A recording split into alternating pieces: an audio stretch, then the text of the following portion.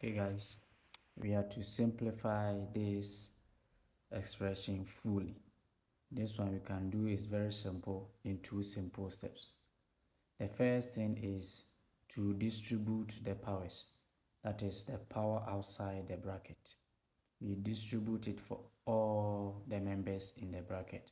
So it becomes 2 exponent 3, then k to the power 2 exponent 3, and then m to the power 4 exponent 3.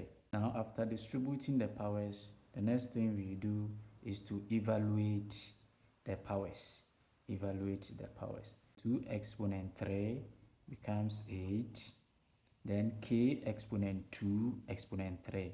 Power to another power we multiply, so it becomes k exponent 2 times exponent 3. The same thing applies to the m, which becomes m exponent 4 times exponent 3.